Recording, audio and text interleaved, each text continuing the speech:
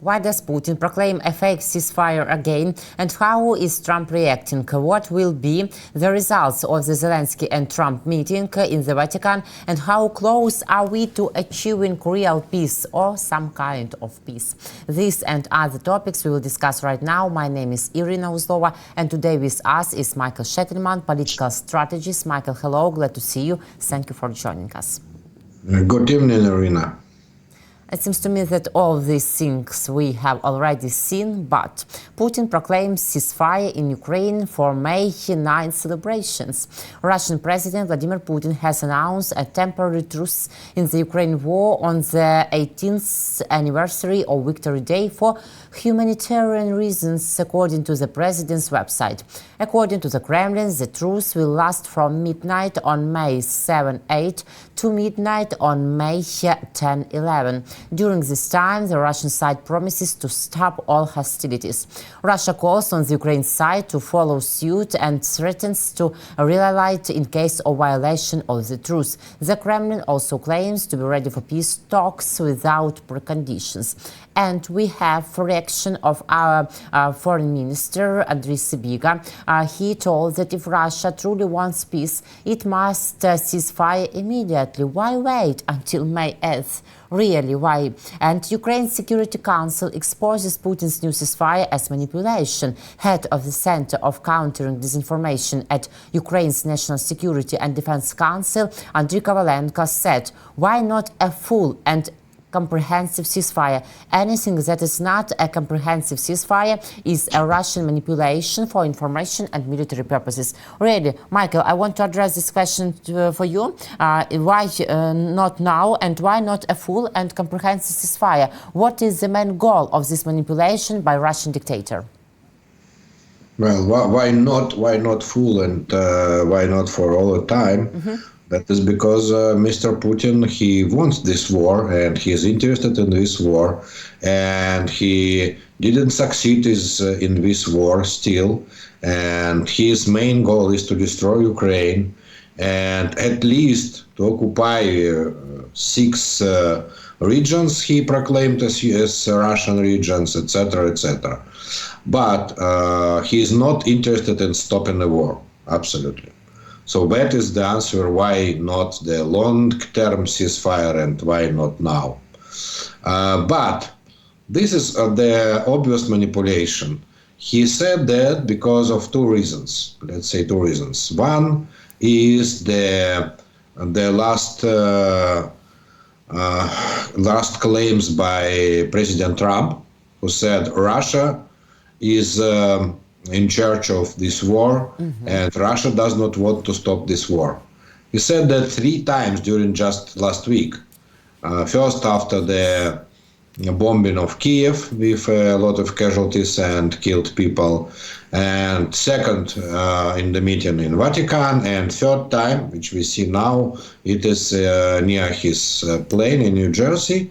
So it was the 3rd time during 1 week when President Trump accused Putin in the unsuccessful stopping the war. Yeah.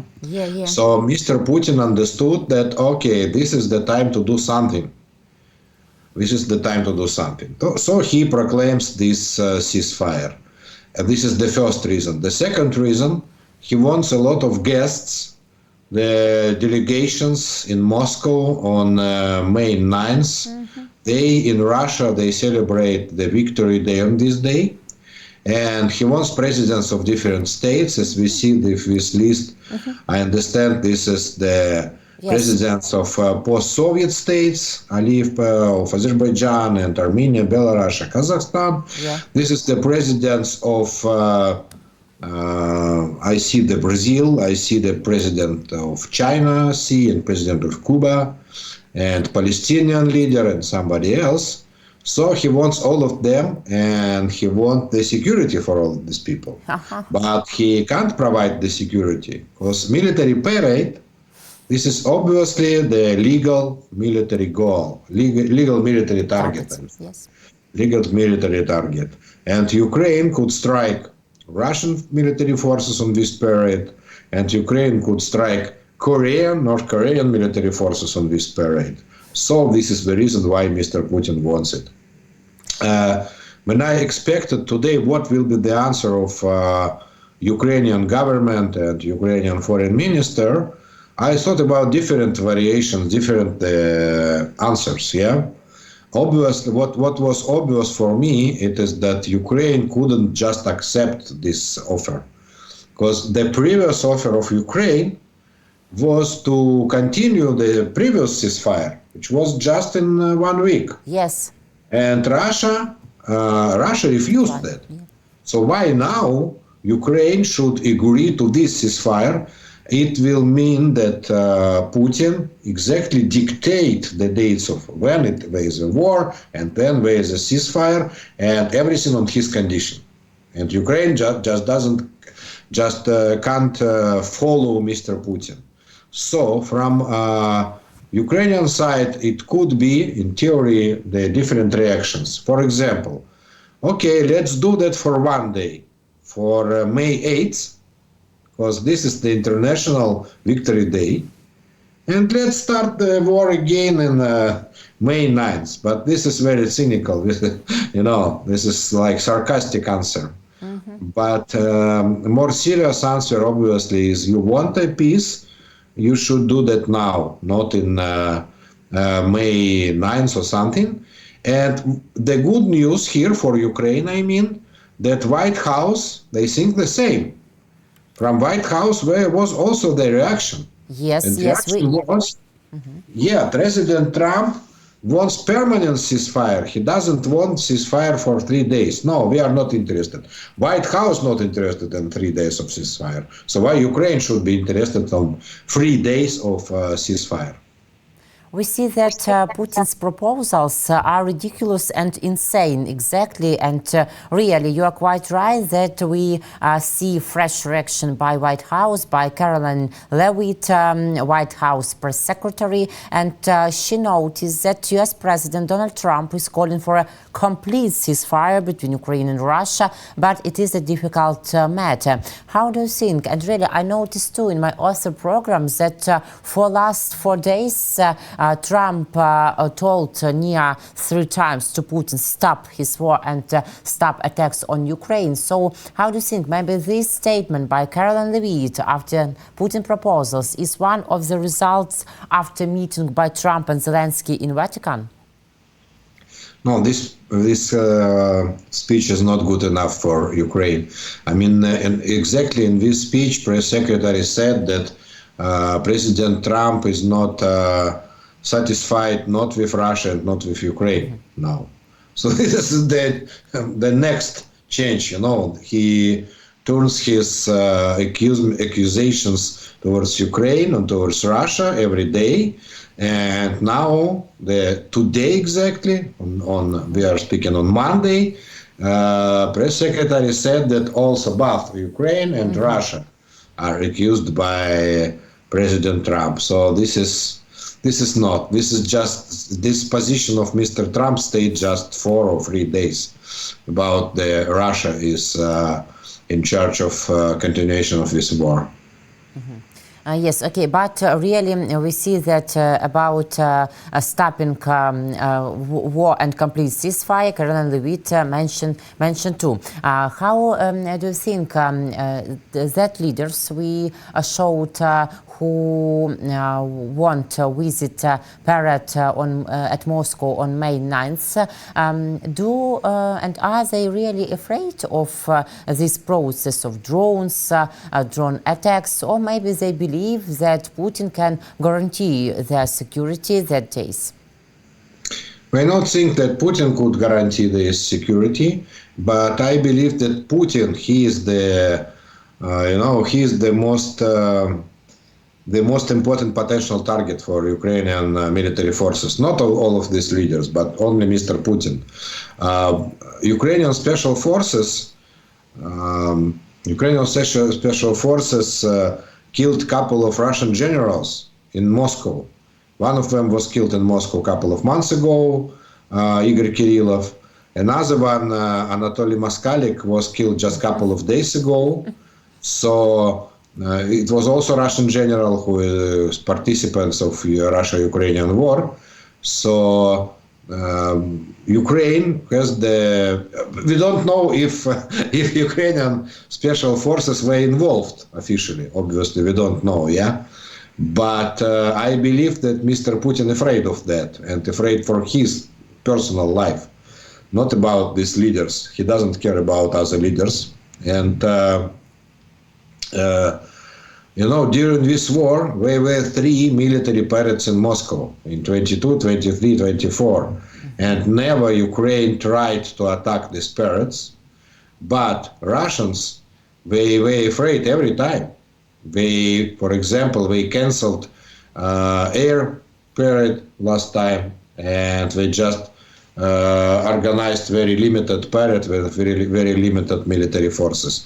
So this time they want to make that great, to make that like very, very great with all the army, of all the Russian army and North Korean army. So they want some change, but they're afraid still of our army. What can we say now, not about immediate results, but about results on future? Which results do you expect from the meeting in the Vatican between Zelensky and Trump? Because I think that Putin was and maybe is very nervous about it. He was very nervous, and he was very nervous not only about the consequences, but from all the picture. Because all the world, entire world and globe, see the picture of who is the world leaders. Mm-hmm. And they see that in Vatican, in main basilica of Vatican, President Trump meets with President Zelensky, and they discuss with President of France, should he participate in this meeting or not. Yeah. And this is in the focus of world media, of world news outlets. And if you take the cover pages of world newspapers from Sunday and Monday, so you will find this picture, exactly this picture which we see now, on the front pages, in each newspaper, just in each newspaper. And you can see that there is no Mr. Putin here.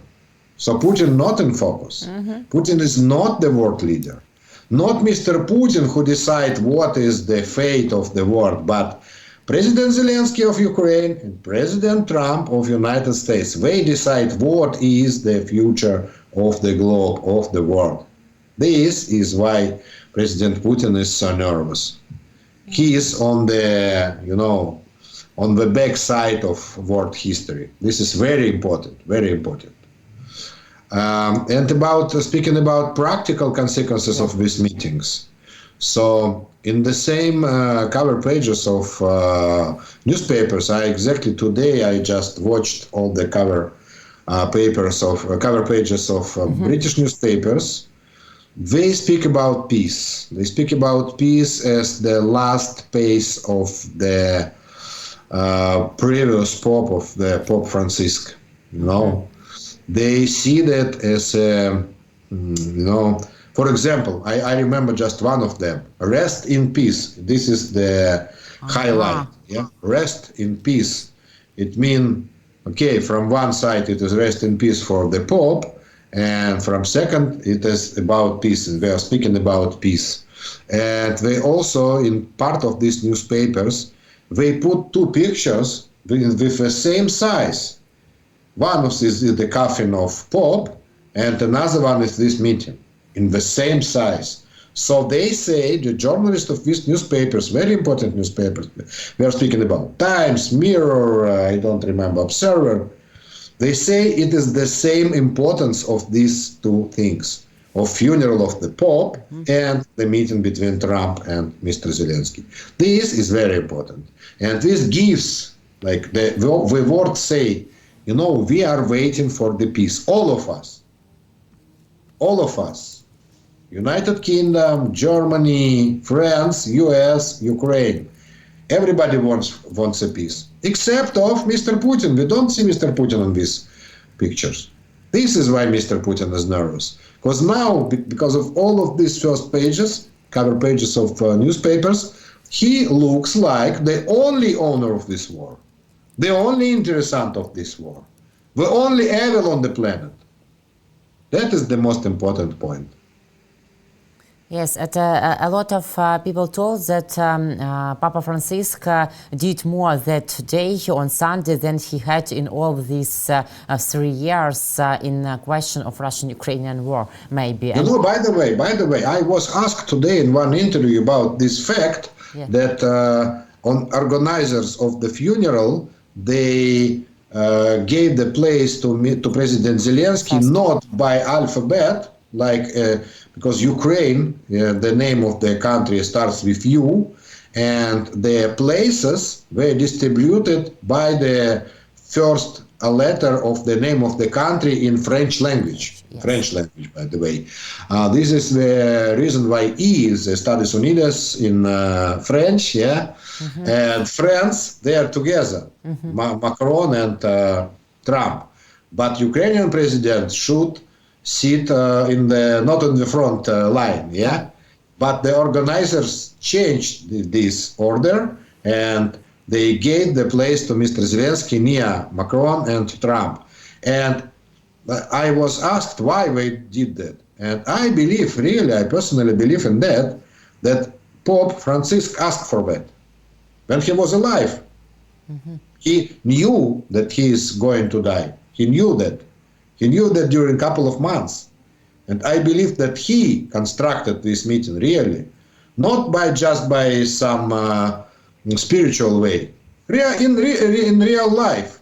He asked his deputies, there is not deputy for Pope, but his administrators, his staff, he asked to do this meeting on his funeral. He wanted funeral like that, Person could choose what funeral I want. And he said, I want the funeral where the peace deal will be made. For last few months, we talk a lot about that fact that Trump wants to save Putin's face on a geopolitical sphere. But now, like you notice, like we saw really that widows from Vatican, we can say that Putin is outcast and he is on the fringes of world politics, not Donald Trump's missions. Maybe we were wrong, or maybe it's a failure than effective process to save Putin's face.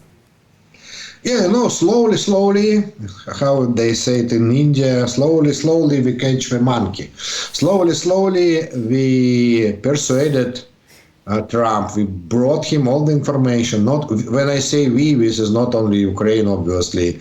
This is also Giorgia Meloni, who visited the White House last week. This is also the same Giorgia Meloni who met Mr. Trump in Italy. This is Mr. Macron, President Macron, and Prime Minister Starmer. And I believe dozens of another politicians. They brought all the information to President Trump, and the information is the same. Mr. Putin just manipulate. Mr. Putin just spent the time. Today, for example, I believe that you heard that and you watched this interview of Republican Senator John Kennedy, who said in his interview to Fox News, and he's supporter of Mr. Trump, and he's Republican Senator, not Democratic Senator. He said, he was asked from a journalist of Fox News, exactly. He was asked how he see the future of negotiation, how he sees the future of peace process. And the journalist said, I couldn't see what is the offer of Mr. Putin. And John Kennedy said, I'm the same. I also couldn't say anything. And what is the last offer of Mr. Putin to President Trump? Nothing. The last offer of President Putin to President Trump is nothing. You receive nothing. We want all the territories. We want neutral Ukraine without NATO, etc., etc., etc. We want everything. We don't step down in any place, in any position, in any condition. This is the offer of Putin to President Trump. And we should be very stupid not to see that.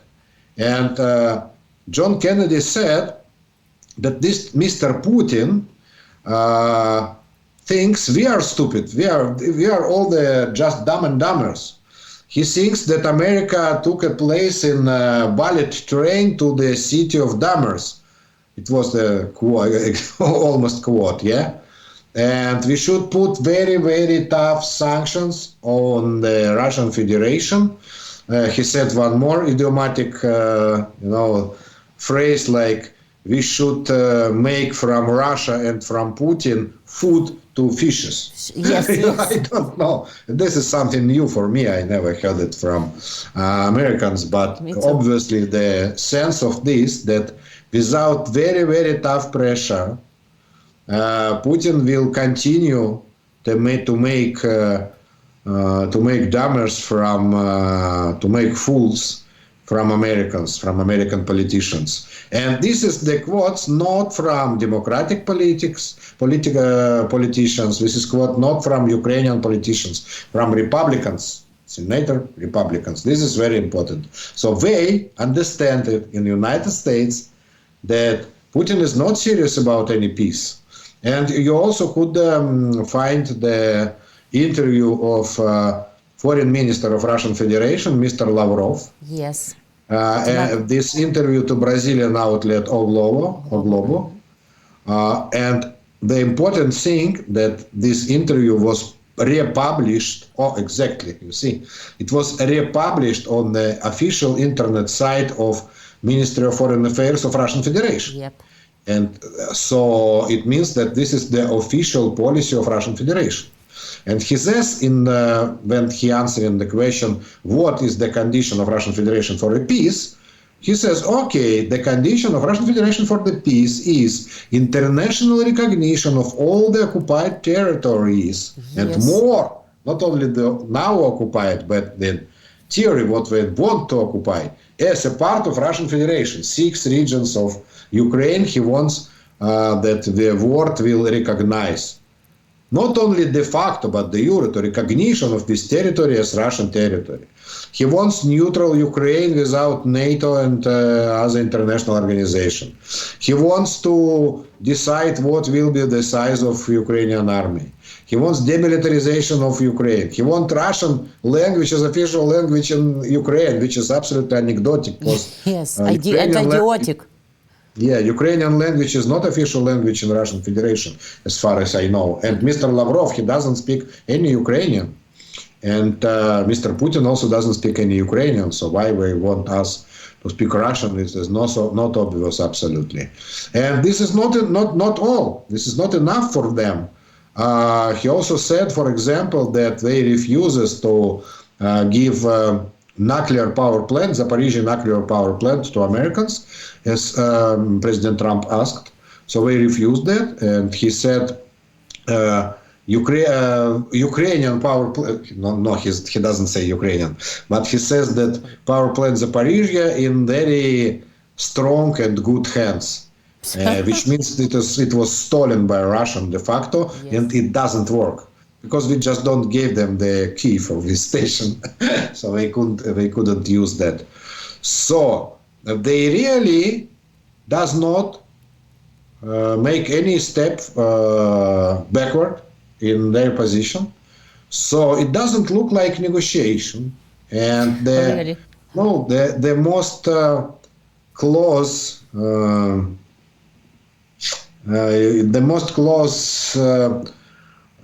description of this situation gave the former Foreign Minister of Ukraine. Oh, Michael, it was my next question. Dmytro Kuleba told that we are far away here from peace, and really we are now in the same position as last autumn. So do you think is he right? No, not as last autumn. No, sorry. He said that regarding the peace, and regarding the peace negotiation, we are in the same position like 4 months ago, he said. Mm-hmm. About last autumn, it was about a war or something. But about the peace process, it is like 4 months ago. Why exactly 4 months ago? Because he said, then he meant, I believe, that, okay, Mr. Trump, when in the general election in the United States, he started peace process, he proclaimed that we are starting peace process with Russian Federation. And that was the last achievement. The last achievement was United States is ready to negotiate with Russian Federation. There was no achievement afterwards. Because afterwards we had only some speeches from Russian Federation, and we see the result in this interview of Mr. Lavrov, for example. We saw some meetings of some guy who called Steven Witkoff with Mr. Putin, but we never seen any result. We never seen any result, and anything on the paper. So yes, the negotiation is exactly on the same point that is started. So the position of Ukraine and the position of Russian Federation is vice versa, is very, very far away one from other. But Russia did not do any step towards Ukrainian position. That is really important, and this is the fact. Trump gave Putin 2 weeks to see how can he believe Putin, and so what next? We all understand that it's nothing about believing to dictator. I'm sorry, 2 weeks? He said about Yes, 2 weeks? yes. When? Where? Earlier, when he had his backing from Mar-a-Lago to Washington talking to journalists. Thank you, because it was the new for me. I never heard. So this is very bad news about 2 weeks, you know, because the previous time when President Trump put some deadline on Mr. Putin, it was 28 days ago, 28 days ago from today. It was on March 13th, and on March 13th, President Trump said that his deadline for Mr. Putin is 1 month exactly. 1 month. If in 1 month President Putin does not stop a war, so President Trump put the new sanctions on, at least on Russian oil, and secondary sanctions on all the countries who buy Russian oil. And now it looks like he did not stay on his word. I mean, President Trump. Because also in a couple of days we should have new sanctions from the United States. But now he somehow gives a new grace period for Russians, for Mr. Putin. And it's not obvious why he gives this grace period. What is the reason? What Mr. Putin did during these months? He just shot a lot of missiles and drones to Ukrainian cities. So why he receives for that the grace period of couple of weeks? And this date, April 13th, we waited for that also because Mr. Trump said that, and also because the state secretary said the same, and also because this is the day then it will be the 100 days of Mr. Trump presidency. And now, from some reason, he gave how much? Extra 12 extra days for Mr. Putin. Not obvious why. Yes, really. But what else should we see to motivate Trump to make sanctions against Russian Federation, make total pressure? Well, I believe he doesn't want that. He just doesn't want to put some new sanctions on Russian Federation. He doesn't want to do that. Yeah, he believes that this is his last cards, last trumps, last trumps in cards. And he doesn't want to use them because we know that he has a lot more cards. This is the weapon, to give a weapon to Ukraine, but he doesn't want to give a weapon to Ukraine. So he believes that his only cards is the new sanctions, and he doesn't want to use these cards. That's it. And I don't believe that anybody could make something for the new sanctions except of one person on the planet, and this is President Putin, who could do the new war crimes and new attacks against civil population of Ukraine. And for my sorrow, only the killing civil population of Ukraine is could bring to new sanctions by Trump. This is the only situation. Another situation, President Trump could say, "Wow, I am going to play golf. Don't disturb me about Russia and Ukraine. This is not our war." How he says, "I don't want this war. This is not our war." That's it. And by the way, State Secretary Rubio, after the meeting of President Trump with President Zelensky in Vatican, he says, if we don't succeed this week, we're going out of this, we are withdrawing from the negotiation process. Again, you started this negotiation process, not us. How you could go out of this negotiation process? Not obvious. We'll see. Michael, thank you so much for today's conversation, for your opinion and thoughts, and professional analysis. See you next week. Take care. Thank you, Irina. Bye. Michael Sheitelman, political strategist. My name is Irina Uzlova. Thank you guys for joining us and watching. Please leave your comments and make your subscribers to our YouTube channel War and Politics 24. Take care.